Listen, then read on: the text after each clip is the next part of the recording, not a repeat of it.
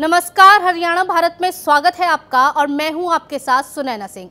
Bulletin की शुरुआत करते हैं, लेकिन उससे पहले हेडलाइंस।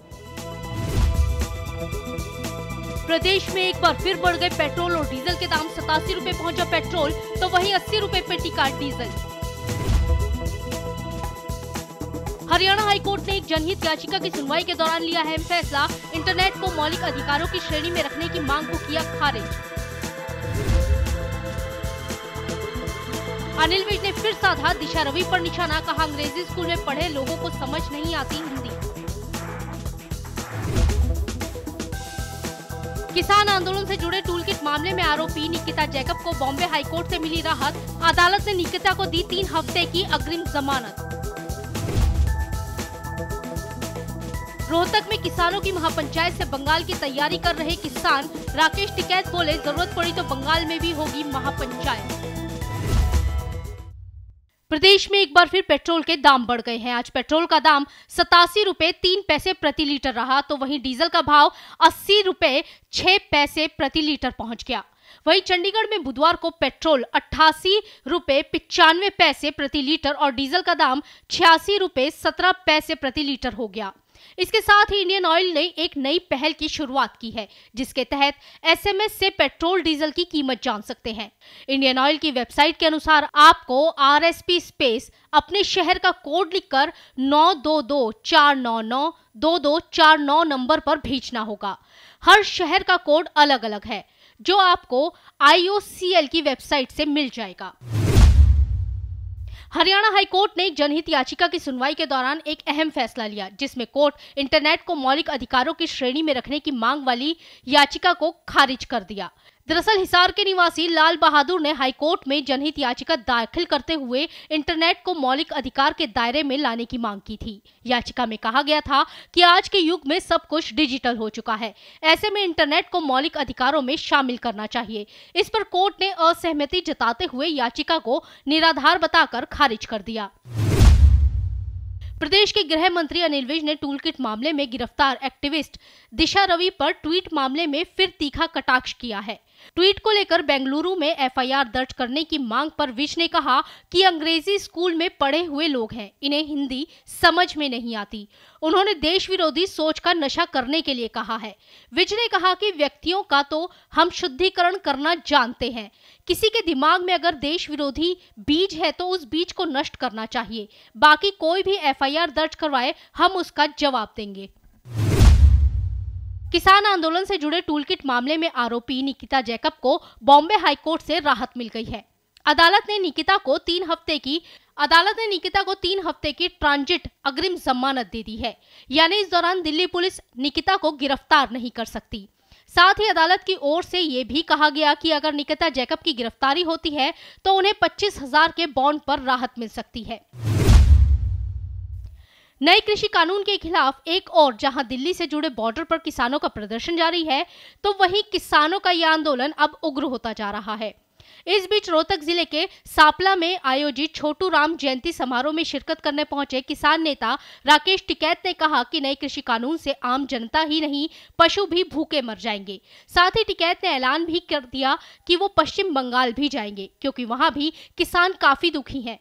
यहाँ भी पंचायतें होंगी। वहीं भारतीय किसान यूनियन हरियाणा के प्रदेश अध्यक्ष गुरनाम चढ़ूनी ने भी बंगाल चुनाव में किसान आंदोलन को समर्थन न करने वालों के खिलाफ वोट डालने की बात कही और कहा कि बंगाल में भी पंचायतें की जाएंगी। आपने बंगाल का संदर्भ भी दिया। अच्छा, बंगाल में क्यों देश में नहीं है भाई? बंगाल में क्यों नहीं जा सकते हम? जाएंगे, सब जगह जाएंगे, पूरे देश में जाएंगे। बंगाल में भी तो किसानों को दिक्कत है। बंगाल के किसानों को दिक्कत है। आप बंगाल में किसानों को दिक्कत है, जाएंगे वहाँ भी। किस तरह की दिक्कत है? अरे फसलों के रेट नहीं मिल रहे वहाँ पे भी। हाँ, दिक्कत है बंगाल में भी, जाएंगे।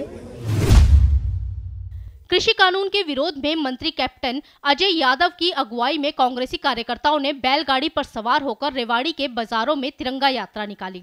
इस दौरान पूर्व मंत्री ने कहा कि अगर देश आज आजादी की खुली हवा में सांस ले रहा है तो वो सिर्फ कांग्रेस और स्वतंत्रता सेनानियों की बदौलत। आरएसएस पर हमला करते हुए उन्होंने कहा कि आरएसएस को कभी तिरंगे से मतलब नहीं रहा, उन्होंने तो हमेशा भगवा ही फहराया है। और ये बताने के लिए कि देश को आज़ाद करने वाली अगर कोई पार्टी है तो कांग्रेस पार्टी है। इस तिरंगे झंडे की शान, इस पे 4 चांद लगाने का अगर किसी ने कार्य किया तो कांग्रेस के जो हमारे भूतपूर्व स्वतंत्र सेनानी थे, उनकी बदौलत हमारा देश आज़ाद हुआ था। रोहतक में कोच और खिलाड़ियों के हत्याकांड में एक के बाद एक नए मोड़ सामने आ रहे हैं। अब इस मामले में मृतक कोच मनोज के परिजनों ने दिल्ली पुलिस की जांच पर गंभीर आरोप लगाए हैं। मनोज के भाई ने मीडिया में दिए बयान में कहा कि इस जघन्य हत्याकांड में दिल्ली पुलिस के कुछ जवानों का भी हाथ हो सकता है। उनका कहना है कि दिल्ली पुलिस ने जो असला आरोपी से बरामद किया वो भी बदला गया है। आपको बता दें कि घटना वाले दिन कोच और खिलाड़ी समेत 5 लोगों की हत्या हो गई थी, जिसमें एक 2.5 साल का बच्चा गोली लगने से गंभीर हो गया था और इलाज के दौरान उसकी मौत हो गई थी। इसमें इन्वॉल्वमेंट है वो शक के दायरे में है जी। जो इसमें जो खुद मैं अपने पर्सनल लेवल पे कुछ जानकारियाँ जुटाई है मैंने, उसमें मुझे पता लगा है कि इसमें जो दिल्ली पुलिस का हवलदार सिपाही है जिन्होंने इसको अरेस्ट किया है, बता रहे हैं, तो वो इसमें इस हत्याकांड में साजिश रचने में इन्वॉल्व है।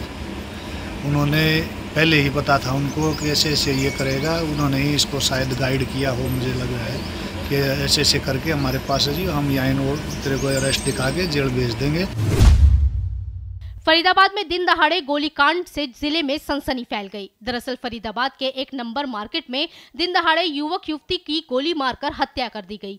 मामले की जानकारी मिलते ही क्राइम ब्रांच की टीमें और पुलिस के आला अधिकारी जांच में जुट गए। वहीं दोनों की पहचान फरीदाबाद के सेक्टर 22 के रहने वाले गोल्डी के रूप में हुई है, जो जिम ट्रेनर बताया जा रहा है। तो वहीं युवती की पहचान NIT फरीदाबाद की 2 नंबर इलाके की रहने वाली मायका अरोड़ा के रूप में हुई है। जब हम आए थे तो यहीं पर दरवाजा हमने देखा तो दरवाजे दोनों तरफ के खुले हुए थे। अच्छा। और लड़का ऊपर मुकर के था, लड़की गिरी हुई थी। अच्छा। तो जब हमने दरवाजा खोला, लड़की की सांस उस समय चल रही थी। जो हमने लेडीज यहाँ पे खड़ी थी उनको बोला कि आप चेक कर लो एक बार, तो उनकी सांस चल रही थी और उन्होंने सांस चेक करी, कहा, उन्होंने कहा, तो हमने कहा चलो निकाल के बचाने की कोशिश करते हैं। पुलिस थोड़ी लेट आई है पर आ गई थी मार्केट में भीड़ की वजह से। जैसे ही हमने बाहर निकाला और गाड़ी के अंदर, जिप्सी के अंदर डाला, और उसके बाद लड़के की भी हमने छाती पे हाथ लगाया, लड़के की भी उस समय सांस चल रही थी। यमुनानगर जेल में बंद बंदियों के मानसिक तनाव को कम करने और उनमें खेलों की भावना पैदा करने के लिए जेल में T20 मैच का आयोजन किया गया। T20 मैच को लेकर बंदियों के बीच 2 टीमें किंग्स 11 और टाइगर 11 बनाई गई। T20 मैच पर SP जेल संजीव पात्र ने बताया कि आज जेल में जेल बंदियों ने आपस में क्रिकेट टूर्नामेंट T20 मैच किया। इससे जेल में रह रहे बंदियों पर इस तरह खेलों से मानसिक तनाव कम होता है और बाहर जाकर भी इस प्रकार की एक्टिविटी में लगे रहेंगे, खेलों में भाग लेंगे, मुख्य धारा से जुड़ेंगे। फिलहाल इस बुलेटिन में इतना ही। हरियाणा की तमाम बड़ी खबरों को देखने के लिए बने रहिए हरियाणा भारत के साथ। नमस्कार।